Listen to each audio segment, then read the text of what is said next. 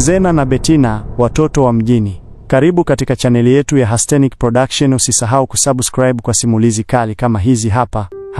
Bettina alikuwa msichana wa miaka 16 aliyekuwa anaishi na mama yake maeneo ya Mwananyamala. Ingawa maisha yao hayakuwa mazuri, mama yake alijitahidi kumlea kwa nidhamu. Lakini kama ilivyo kwa vijana wengi, kipindi cha balehe kilimpa kiburi na alianza kushawishika na maisha ya mitandaoni, marafiki wa ovyo na ndoto za maisha ya haraka.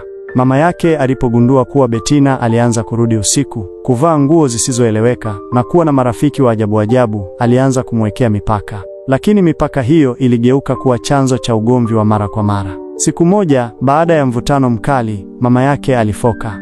Usipothamini nyumba hii, basi ondoka uende ukaishi na hao marafiki zako wanaojua maisha. Kwa hasira na machozi, Bettina alichukua pochi yake, suruali moja ya kubadilishia na simu, akaondoka bila kujua aendako. Kwa siku 3, Bettina alilala kwenye maegesho ya magari na wakati mwingine chini ya daraja. Alikutana na watu wengi waliokosa makazi, watoto wa mitaani, mama wajane waliotimuliwa na hata wazee waliotelekezwa. Moyo wake ulijaa hofu. Hakujua chakula kingetoka wapi wala nani angemuonea huruma. Siku ya 4, alipokuwa amelala kwenye bustani ya mnazi mmoja, mwendo wa saa 2 usiku, mvua ikaanza kunyesha. Bettina alikuwa amechoka, njaa na hana matumaini. Ndipo hapo alipotokea Zena. Zena alikuwa msichana wa mjini mwenye umri wa miaka 22. Alikuwa amezaliwa Tabata, lakini maisha yalimfunza mengi. Alijikuta katika maisha ya strippers akiwa na miaka 19 baada ya kufukuzwa chuo kwa sababu ya ada. Lakini tofauti na wengi, Zena hakuwa na roho mbaya. Alikuwa na utu na moyo wa huruma. Alimkuta Bettina akiwa ameloa, amekunja miguu yake chini ya mti. "Dada mdogo, unafanya nini hapa usiku wote huu? Hujui ni hatari?" Bettina kwa sauti ya unyonge akajibu, "Nimefukuzwa nyumbani, sina pa kwenda." Zena alisita kwa sekunde chache, kisha akamshika mkono. "Njoo kwangu, usiku huu hutalala barabarani." Zena aliishi maeneo ya Kinondoni kwenye chumba kimoja cha kupanga. Alikuwa mrembo, mwenye sura ya mvuto na alijua kujipamba. Alimkaribisha Bettina kama dada. Alimvalisha nguo, akampa chakula na kumuonyesha upendo ambao Bettina alikuwa ameukosa. Siku zilisonga na Bettina alianza kurudisha furaha kidogo. Lakini pia alianza kugundua maisha halisi ya Zena. Mstari wa usiku wa saa 4 mpaka alfajiri, anarudi akiwa amechoka, amevaa nguo fupi zenye kung'aa na harufu ya perfume na pombe. "Unafanya kazi gani usiku wote huo?" Bettina aliuliza. Zena alikunja uso, kisha akasema, "Nafanya kazi kwenye club ya Girls of Today kama dancer. Lakini si kwa hiari, ni maisha yamenilazimisha." Bettina akamwangalia kwa mshangao. "Mamaanisha?" "Ndiyo, ni kazi ya kujiuza. Lakini najitahidi kuishi. Usihukumu mpaka uvae viatu vyangu." Baada ya mwezi mmoja, Zena aligundua kuwa Bettina hawezi kurudi nyumbani kwake. Hakuwahi kumpigia mama yake wala kuzungumzia familia. Lakini maisha yalizidi kuwa magumu. Kodi ya chumba ilikuwa inakaribia na Bettina hakuwa na kazi. Siku moja Zena alimwambia, "Kuna kazi club. Si lazima uanze kwa kukata viuno au kuonesha mwili. Unaweza kuwa waitress au kuosha glasi." Bettina hakuwa na njia nyingine. Alikubali. Ndani ya wiki 2, alianza kupendelewa kwa sura yake na wateja wengi. Wanaume matajiri walimtolea pesa nyingi hata kabla ya kumuuliza jina. Hapo ndipo alipoanza kulewa maisha. Polepole, naye akajikuta kwenye jukwaa akicheza kama stripper kwa pesa. Usiku mmoja, mwanaume mmoja mwenye mvi nyingi alifika kwenye club. Hakuwa kama wengine. Alikuwa mtulivu, hakuwa na haraka. Aliagiza kinywaji, akakaa kona na akamtazama Bettina kwa makini. Baada ya muda, msimamizi wa klabu akamuita Bettina.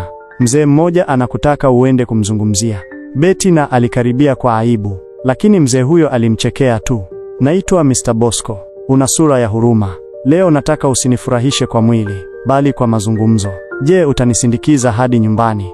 Bettina alikuwa na mashaka, lakini alihisi huyu mzee ni tofauti. Alikubali. Ndani ya mwezi mmoja, Mr. Bosco alizidi kumkaribisha Bettina nyumbani kwake. Alikuwa na nyumba kubwa Masaki, magari kadhaa na walinzi. Hakuwahi kumbusu wala kumshika vibaya. Alimfanyia shopping, akampa hela ya matumizi, lakini zaidi ya yote alimwambia, "Ninakufa taratibu Bettina.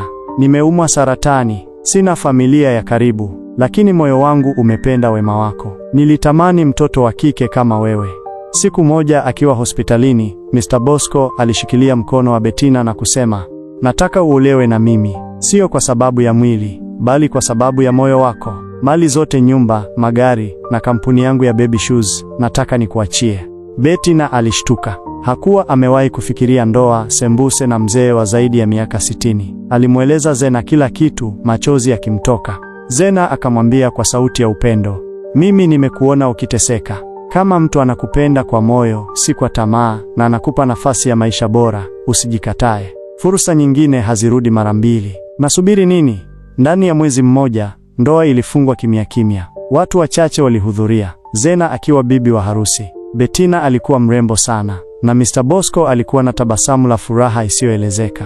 Lakini baada ya ndoa hiyo, ndugu wa Mr. Bosco walikasirika. Walijua sasa hawatapokea chochote kutoka kwa mzee. Walianza kumtukana Bettina mitandaoni, kumuita tapeli, changu, na hata kutishia kumtoa roho. Lakini Bettina hakujali. Alikuwa ameonja machungu ya maisha, kutoka kulala barabarani hadi kuwa mmiliki wa kampuni kubwa. Mr. Bosco alifariki miezi 6 baada ya ndoa. Bettina alihifadhi mwili wake kwa heshima, akalilia mume wake kwa moyo wake wote. Kisha akachukua usukani wa kampuni ya Baby Shoes. Zena akawa msaidizi wake mkuu wa ofisi. Alimtoa kwenye club, akampa nafasi mpya ya maisha. Bettina alijifunza kuwa dunia ni mzunguko. Kutoka kuwa msichana aliyefukuzwa nyumbani akiwa na miaka 16, hadi kuwa mama mwenye kampuni kubwa, ni safari ya damu, jasho na machozi. Na kama angeambiwa mwanzo wa safari yake kuwa mwisho utakuwa huu, asingeamini. Tafadhali mpenzi mtazamaji wetu wa channel ya Hastenic Production, usisahau kusubscribe ili uwe pamoja nasi kila tunapotoa simulizi mpya.